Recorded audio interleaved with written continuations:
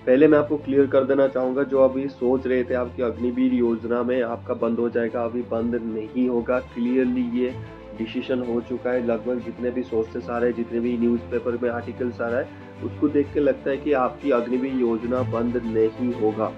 आपकी तो चेंजमेंट होगा, जैसे नीतीश कुमार ने वहाँ पर प्रेशराइज किया था बीजेपी गवर्नमेंट को कि इसके ऊपर रिव्यू करिए आप स्कीम के ऊपर। तो बीजेपी ने अलाउ किया था इंडियन आर्मी को यहाँ पर रिव्यू करने के लिए। अभी नेवी और एयरफोर्स का बाकी है, लेकिन आर्मी के जो रिव्यू है वो आ चुका है, इंटरनल सर्वे करके आ चुका है। टॉप 5 चीज़ों में उन्होंने बात किया कि ये हम चेंज करना चाहते हैं, ये ड्रॉबैक है स्कीम का, ये हम चेंज करना चाहते हैं। लेकिन अग्निवीर स्कीम जो बंद होने का जो कागार पे था वो अभी नहीं होगा।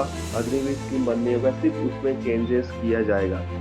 यहाँ पर आप क्लियरली पढ़ सकते हो। मैं हर दिन आपको अपडेट दे रहा हूँ इस अग्निवीर स्कीम के बारे में। अगर आपने अभी तक नहीं देखा, चैनल को सब्सक्राइब नहीं किया तो कर लीजिए और बेल नोटिफिकेशन को ऑन कर लीजिए।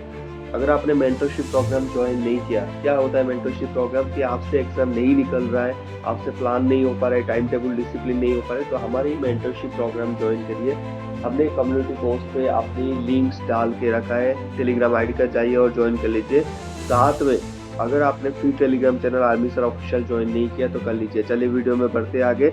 यहाँ पर पढ़ सकते हैं अग्निवीर योजना को लेकर भारतीय सेना, यहाँ पर लिखा है हेडलाइंस पढ़ सकते हो, भारतीय सेना को इंटरनल सर्वे करना चाहते हैं। ये 5 बदलाव जो इन्होंने इंटरनल सर्वे किया था बड़े बड़े ऑफिशियल्स मिलके, तो यहाँ पर कुछ इन्होंने महत्वपूर्ण 5 पॉइंट दिया है गवर्नमेंट को। हालांकि इसका पुष्टि इंडियन आर्मी की किसी भी साइड से नहीं हुआ है, वो हो जाएगा जब इसकी जो सोर्सेस अभी निकल रहे हैं। आपको जैसे पता होगा अग्निवीर स्कीम आया था पहले इंडियन आर्मी ने नहीं आया था, न्यूज़पेपर्स आर्टिकल्स लेके आए थे, फिर धीरे धीरे इंडियन आर्मी ऑफिशियल ने भी इसको क्लैरिफाई कर दिया, तो ये भी क्लैरिफाई आपका हो जाएगा। पहला पॉइंट क्या, अगर मैं बात करूं, यहाँ पर लिखा है सूत्रों से मिले जानकारी अनुसार आर्मी की इंटरनल सर्वे में पहला पॉइंट ये है कि आगे जाके अगले 1 साल 1.5 साल में जो परसेंटेज हम अभी रख रहे हैं कि हम 25% रख रहे हैं, इसको बढ़ाया जाए, इसको 60 to 70% किया जाए। कितना?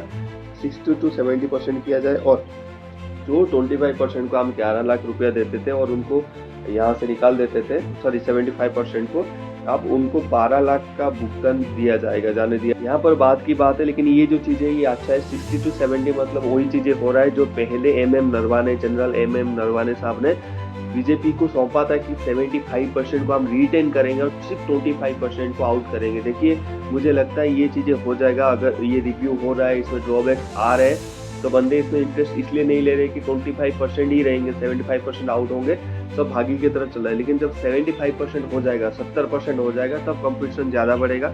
इसलिए आप पॉजिटिव रहिए, मोटिवेट रहिए और अग्निवीर में अप्लाई करते रहिए। ये चीज़ें होने वाला है आपका 60 to 70%, 70% 100 में से बंदे रहेंगे और 30% आउट होंगे, जिनको 1 लाख एक्स्ट्रा मतलब 11 लाख रुपया देके आउट हो जाएगा। अब देखिए सेकेंड चेंजेस क्या है, जो मैंने कल भी बताया था, 2 दिन पहले भी बता दिया था इसकी जब भी चेंजेस हुआ था, कि आपकी जो सेना का अभिवृद्धि स्तर है, जो ईयर है, पहले था 4 साल के बाद आप जाते थे, अभी 8 साल कर देना चाहिए इसकी।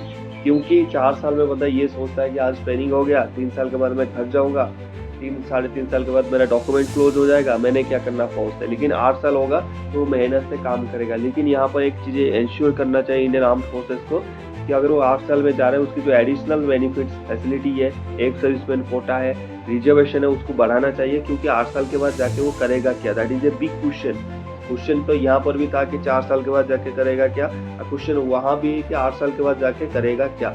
इसलिए यहाँ पर इंडियन आर्मी ऑफिसर को यहाँ पर सोचना चाहिए कि जो उसको एक serviceman quota, CSD canteen facility, other facilities उसको दिया जाए जब वो 8 साल के बाद जाना चाह रहा है। तीसरा पॉइंट क्या है, 2 पॉइंट आपने बात कर लिया। वीडियो को अगर आपने लाइक नहीं किया प्लीज एक बार लाइक करिए। अग्निवीर को हर एक अपडेट आपको यही सबसे पहले मिलेगा। तीसरा पॉइंट में बात करता हूँ, 17 से लेके जो 21 साल का उम्र है उसको 23 साल कर दिया जाए।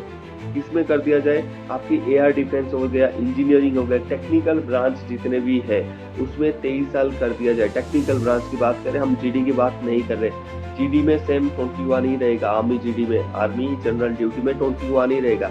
लेकिन जो टेक्निकल ब्रांच है, जैसे clerk, soldier, SKT clerk technical, soldier nursing assistant technical, ammunition technical, aviation technical, normal technical, ये सारे का सारा एज जो 21 है अभी 17 से लेके, इसको 23 कर दिया जाए। And it will be happen, ये हो जाएगा।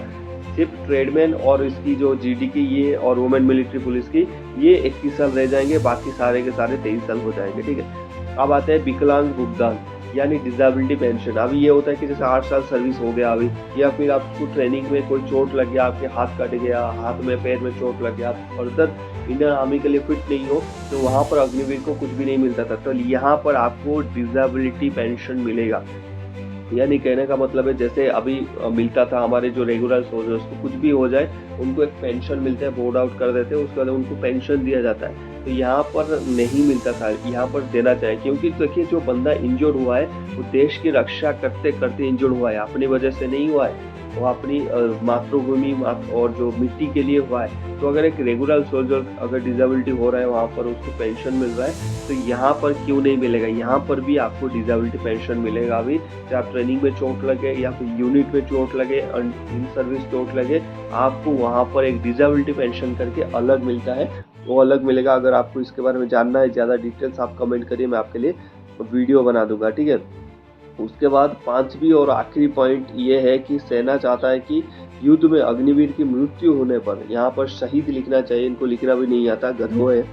यहाँ पर अगर आपके शहीद होते हैं तो उनकी परिवार सदस्य को जीवन निर्वाह भत्ता के लिए प्रावधान किया जाए। मतलब ये बोल रहे कि अगर कल मान लीजिए अग्निवीर लड़ाई में जाते हैं और यहाँ पर लड़ते लड़ते शहीद हो जाते हैं, मृत्यु लिख दिया, इनको क्या बताऊँ, इन न्यूज़पेपर को मतलब सही से लिखना भी नहीं आता, तो वहाँ पर अगर शहादत देते अपनी लाइफ की, तो वहाँ पर आपकी क्या होगा, उनको पहले क्या है 48 लाख का एक वो था पैकेज था जो गवर्नमेंट उसको देता था अग्निवीर को भाई 48 लाख। लेकिन यहाँ पर चेंजेस ये है कि अगर बंदे का मोरल अप होगा तो जाके बंदा अच्छा से काम करेगा, चाहे वो किसी भी आर्मी का हो, आर्मी इंडियन आर्मी को हो या पाकिस्तान आर्मी का हो या फिर चाइनीज आर्मी का हो।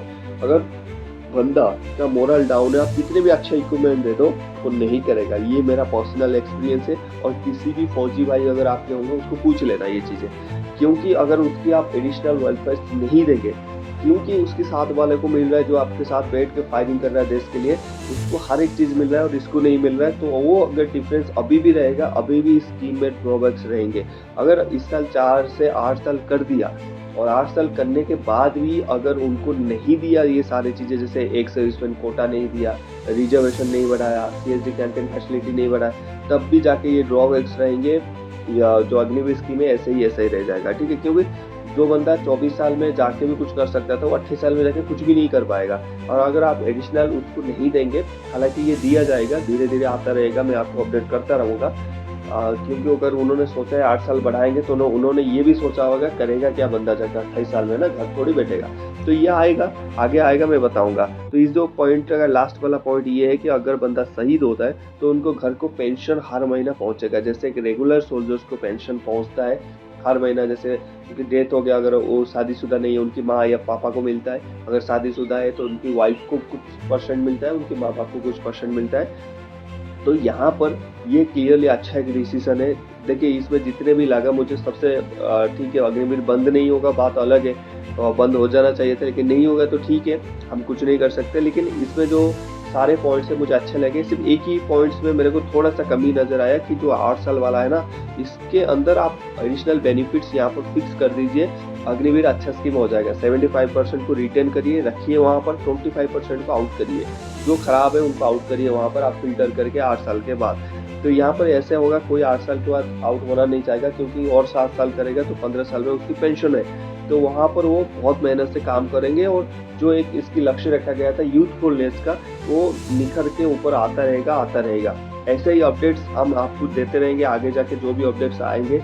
वीडियो को लाइक करके चैनल को सब्सक्राइब करके जाना, आपकी राय कमेंट सेक्शन में छोड़ते हुए जाना, अपने दोस्तों को टैग करिए नो अग्निवीर के साथ। मिलते हैं नेक्स्ट टॉपिक में, जय हिंद।